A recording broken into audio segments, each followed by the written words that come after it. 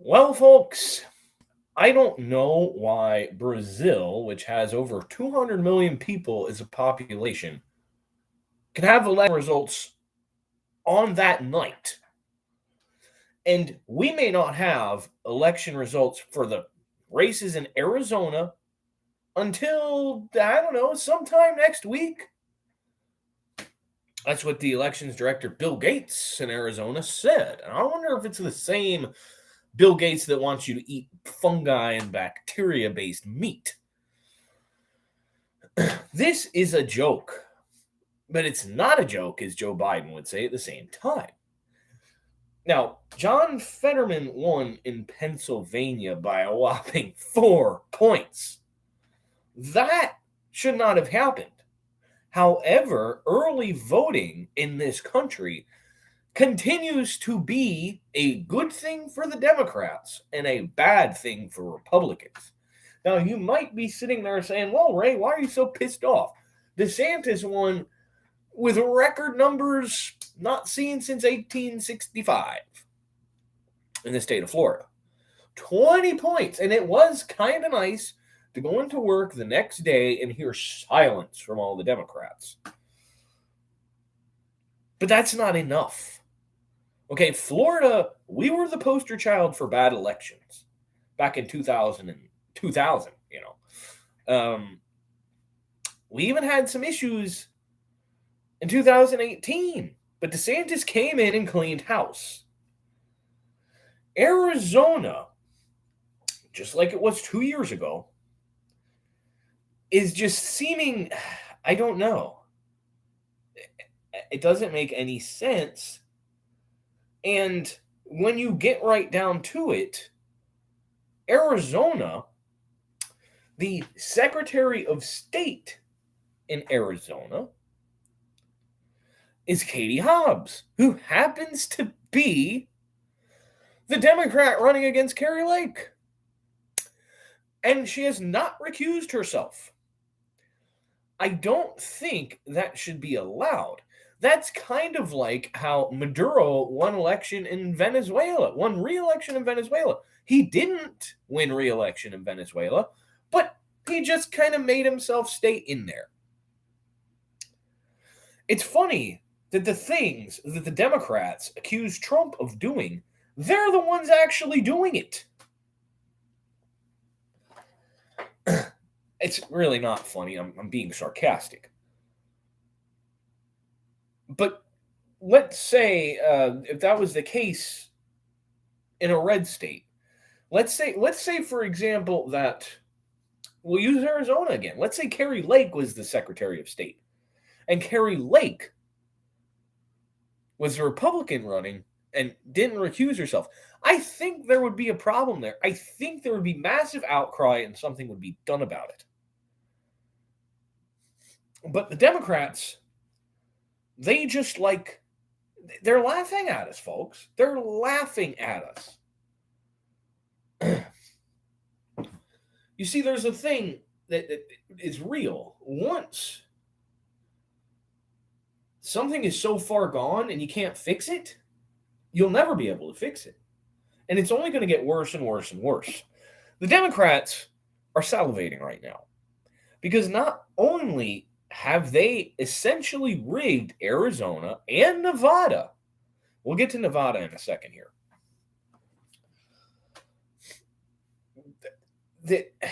And libertarians, I'm going to take a line from Clay Travis here. If you voted for a libertarian candidate in any of these races, actually, I'm going to say something a little different than Clay Travis did. You should have your right to vote taken away because you're just handing more votes to the Democrats. It is the stupidest thing one could do is vote for a third-party candidate. The last time you had any third-party candidate really capable of anything was Ross Perot. And Ross Perot guaranteed the election for Bill Clinton in 1992. And he guaranteed the re-election for Bill Clinton in 1996. Although Bob Dole was a mediocre candidate. So when you get right down to this, and furthermore, we could actually go, even though he had no chance, that Ralph Nader gave George W. Bush the election in 2000. Although one could argue that maybe even Al Gore was more liberal than Ralph Nader. It is. But still, why do we let this happen? Democrats should be outraged as well. It doesn't make any sense to me. I mean, even the Democrats, especially here in Arizona, from what we have, well, not here in Arizona, I'm in Florida, but in Arizona, apparently what happened is a lot of the Republicans that voted with by mail ballots, especially in the rural counties and everything, they didn't want any tomfoolery. So what they did was they hand-delivered those ballots on election day, possibly as much as 600,000 ballots. Now, not all of those are Republicans, but the vast majority seem to be Republicans. And they're just taking their time because what they're doing is they're trying to procure more ballots for Katie Hobbs and Mark Kelly. They're not counting these ballots. Okay? They're making other ones because they have to make up the difference for the other ones that may actually push Blake Masters and Carrie Lake over the finish line. And, hey, 2020 was more honest election than this one is. If any tomfoolery happened, and I'm not saying it did because I don't want to be banned from YouTube, if any tomfoolery happened in 2020, it was like, okay, well, all right, that's a one-time thing. But nobody did anything to investigate any of it, really. And now that is essentially saying, okay, if they got away with it one time, that they're going to get away with it again. And this time, they're just laughing at us, folks. They're just laughing at us. And they're doing it with joy. And, I mean, sure, there's a lot of people that enjoy sticking keys, fingers, anything metal into light sockets and getting electrocuted again and again and again. Like the Democrats. They watch their 401ks tank. They watch all this crazy stuff going on overseas. They, especially even in the Northeast, they know they're not going to be able to afford to heat their homes this winter, but yet they still vote for the same crap because Trump is so bad. Well, guess what, folks? Trump wasn't on the ballot this time, but your Democrat media made it look that way. And, I mean, Fetterman. The only reason Fetterman won is because there was like 3 weeks of early voting before the debate. And you can't just go and change your ballot. Oh, I thought it was going to be closer than that. Fetterman shouldn't have even been the nominee. The Democrats hid the fact he had a stroke before the primaries. That's how he got the nomination. Not only that, also on the subject of Pennsylvania, and we're going to get to numbers here with Arizona and Nevada in a few minutes. The Pennsylvania elected a dead guy for state representative. Don't remember the guy's name. He died, I have to pull that up. He died sometime in October. Okay, let's see. A dead state rep.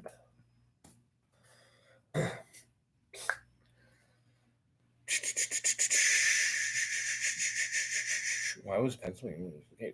Representative Tony DeLuca. This is from NBC New York here. The guy's name. Tony DeLuca.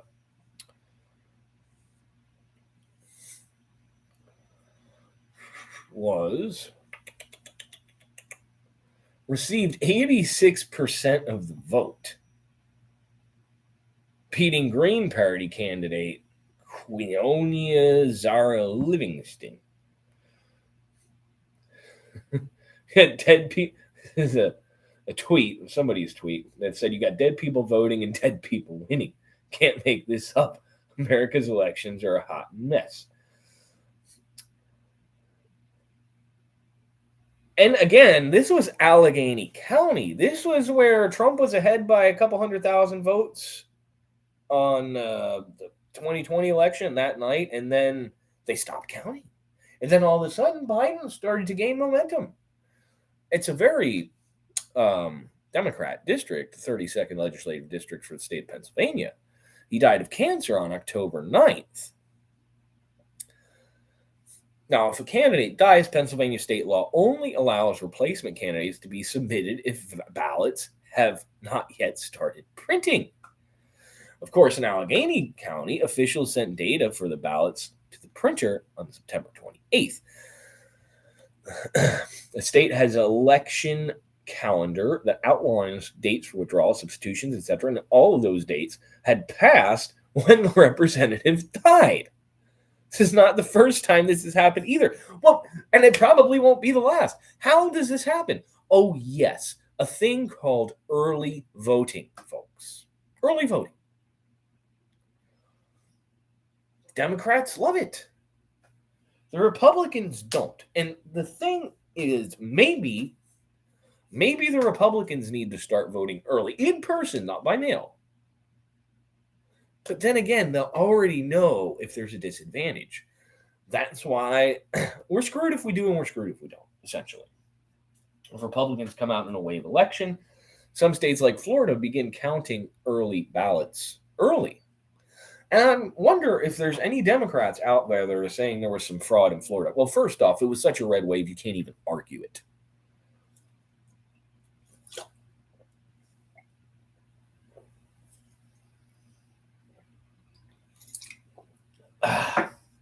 Sorry, I had to take a drink there. Because I'm just so damn pissed off. Now, again, it makes no sense why this is allowed to happen. Dead people getting elected, a guy who may as well be dead, who can't even put together a coherent sentence getting elected, and not even a close election. And then in Arizona, as I said earlier, the Secretary of State, who has a big role in overseeing elections, is the Democrat candidate for governor. Imagine if that was a Trump. There would be outcry from everybody. And you had some wackos on PMSNBC saying that Fetterman would be a great candidate for president. Give me a break. I think Biden's a little more competent than Fetterman, and he's 80 years old. So, anyhow, down to this Arizona numbers. Okay, as they sit right now, I'm going to find anything because they're constantly changing. 79% of precincts reporting. And again, right here, you have Libertarian Mark Victor with 2.13% of the vote. Blake Masters currently sits down by about 111,000 votes. Now, you would take those 44,000 votes for the Libertarian and add it to that. That narrows the margin. Again, 51.61 for Mark Kelly, 46.26 for Blake Masters. Those votes were given to Masters because there was no Libertarian candidate, would be at 48.39%. Hell of a lot closer. But instead, this guy has a 5% lead.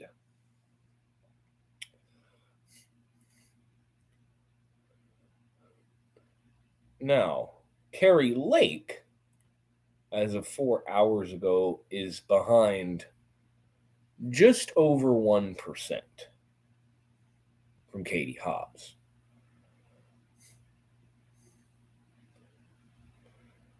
I don't seem to get this here. I'm trying to see how many ballots are left out.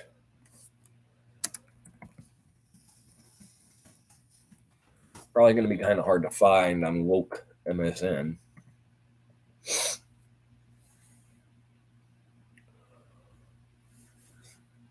And again, you have incumbent Republican Congressman Dave Schweikert down by just over 1% over Jevin Hodge, the Democrat. It just so happens that these things now, if we were to look at it the other day, and that shows 77% of precincts reporting. Governor, again, 50.71 Hobbs to 49.29 Lake. Updated 12 minutes ago. There is a matter of 30,000 votes separating those two. Seems like I can't seem to find out how many ballots are left outstanding.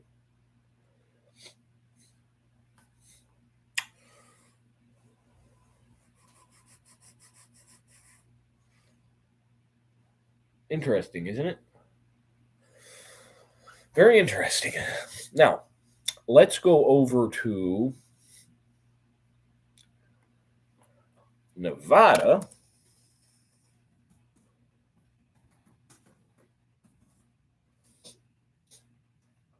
Look at the Senate race in Nevada.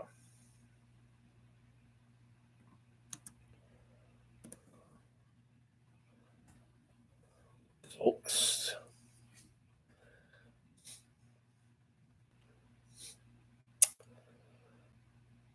Adam Laxalt is only ahead by not even 0.1%,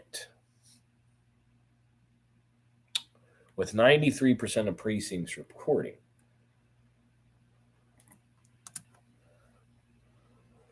On November 9th, if I can find it,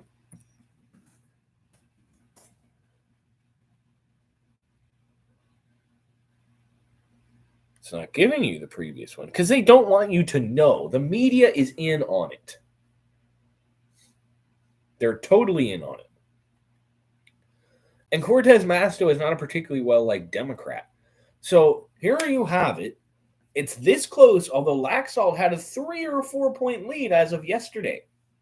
They're not digging up ballots, they're creating ballots, and they're laughing at us as they do it. Anything just to make themselves look better. Well, it's like, no, remind you folks. In 2020, and there's a reason you had all these election deniers in 2020. Every liberal media outlet, not the conservatives, not the Fox News, not Rush Limbaugh, not Sean Hannity, because remember, Rush was still alive back then. All the liberal media outlets were saying, well, it's going to look like Trump's ahead by a big margin, and then all the Biden votes are going to come pouring in. That's not what happened at all. They figured if they said that and it happened that way, people wouldn't be surprised. But what happened is that Biden was ahead at first, and then Trump took the lead in those states in question. And then they stopped counting votes. Georgia, Pennsylvania, even though those didn't necessarily turn out to be the ones that decided the election, they stopped counting them. And then when they started again the next day, all the votes, 100% of the votes coming in were for Joe Biden. Now, I'm sorry, folks, and I'm sorry, YouTube, if you think that makes me sound like an election denier, but there's just no way that 100%, and mind you, the statistical evidence, and there is physical evidence of it, although they probably burned it by now, is that only the top of the ticket was filled out for Joe Biden. There wasn't even votes for senator. And this was in Georgia and Pennsylvania. Senator, representative, and just the top of the ticket. Now, many times people do just vote for president, but not 100,000 ballots that just show up overnight. And I'm wondering whether or not this is happening here. Because I'm willing to bet my druthers it is. And if people don't do anything about it, That's why I say if we lose the Senate again, as long as we keep the House and we lose the Senate, then c'est la vie. But as long as Kerry Lake wins governor, and we have to look at the Nevada governor race. Hold on, let's see. Governor election in Nevada. Looks like Joe Lombardo, the Republican, will win the governorship in the state of Nevada with 93% of precincts reporting. If we take the governorship in Nevada and Arizona, that's a little more important almost than taking the Senate and losing the governor. Because if we at least do that, then we can have election reform. And again, you have another libertarian here in Nevada. Fortunately, there's enough. It looks like there's enough of a comfortable lead for Lombardo in Nevada that I don't think we really need to worry. But again, Kerry Lake and everything in Arizona, now she's guaranteed that she's going to win this election. She says she's 100% sure that she's going to win. I don't know. I never say 100% on anything.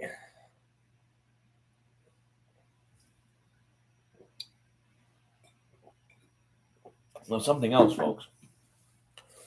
On to it's in there, it's in the title, and I try to keep these things to a half an hour. Donald Trump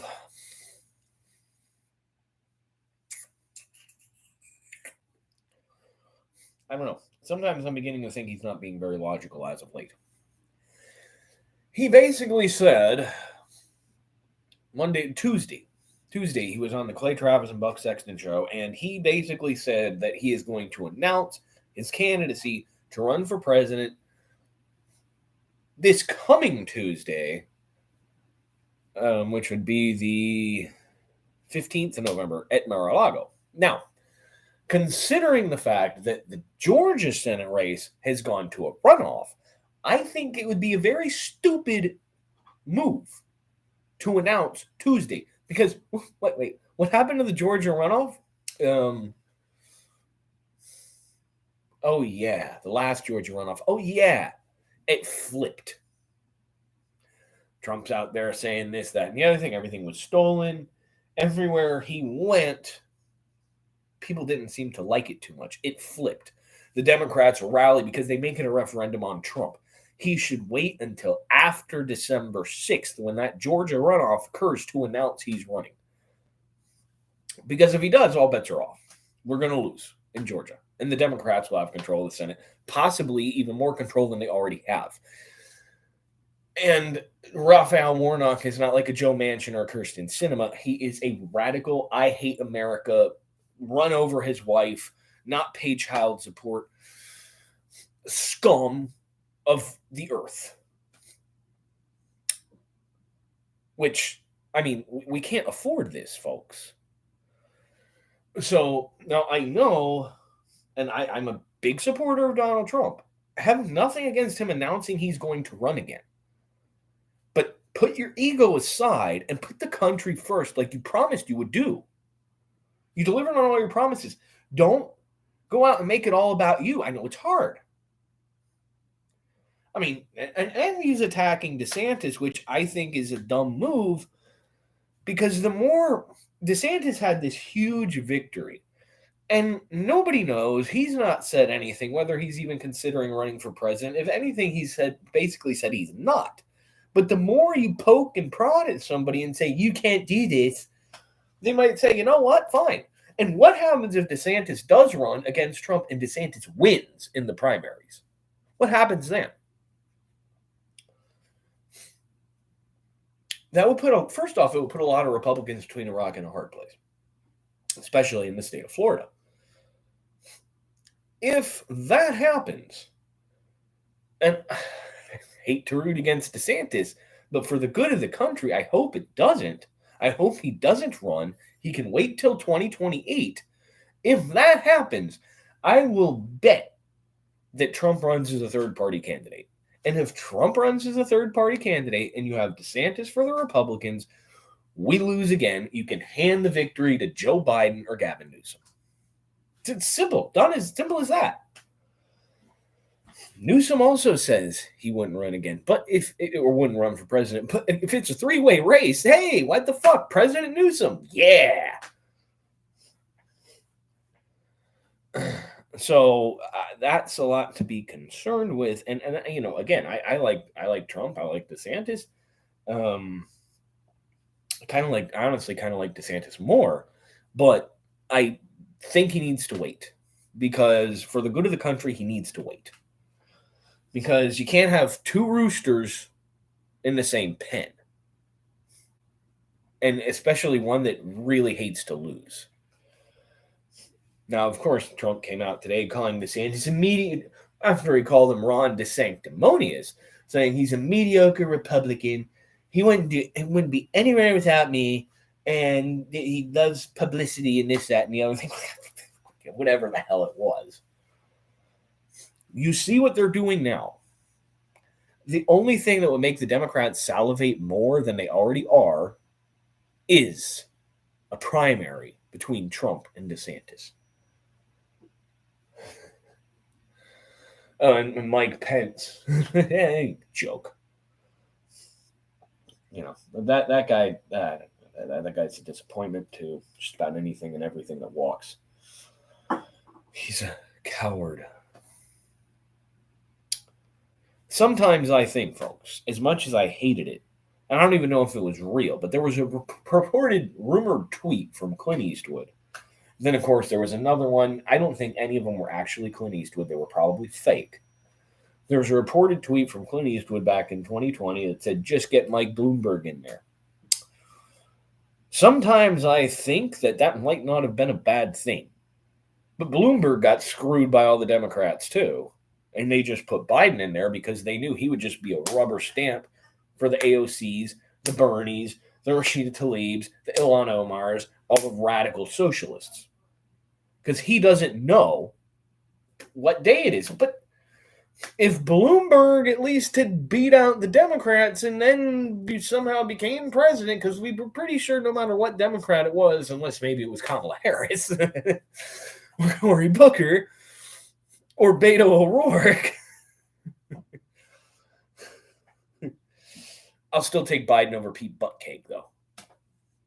He would make gay marriage mandatory. All men have to, take it in the back. Yeah, I think, Bloomberg, businessman, successful. He's basically a Trump, but on the Democrat side. Our economy wouldn't be shot. Inflation wouldn't be sky high. We'd still be, the pipeline, Canada would have been finished. It wouldn't be so bad. But the Democrats, it's funny how they seem to hate rich people that are self-made, but they themselves, they're rich people that cheated their way to the top, like Paul Pelosi, for example, with his insider trading and his wife being Speaker of the House. He knew what was going to happen. He did it. He got rich off of it. And of course, Nancy stays rich off of it too. Again, if it was a Republican, it would be an atrocity. But we all know what's good for the Dems ain't good for nobody else. They can do it, you can't. Tax evasion, this, that, the other thing. They can do whatever the hell they want, and we're screwed. And they laugh at you as they do it.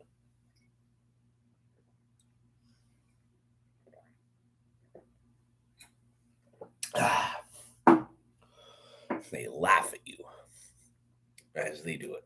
And they scoff and say, what you gonna do, Joe? What you gonna do, Joe? Yeah, we cheating.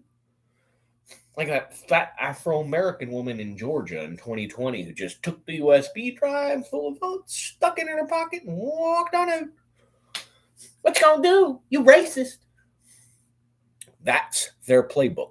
You are a racist, homophobic, xenophobe that wants to throw grandma and grandpa off the cliff and feed them dog food and end Medicare. Not true. Never will be. We need to fix this broken election system, folks. I will see you again next week. If you didn't watch this, you're probably going to miss out because it's probably going to get banned by YouTube. Catch you folks later.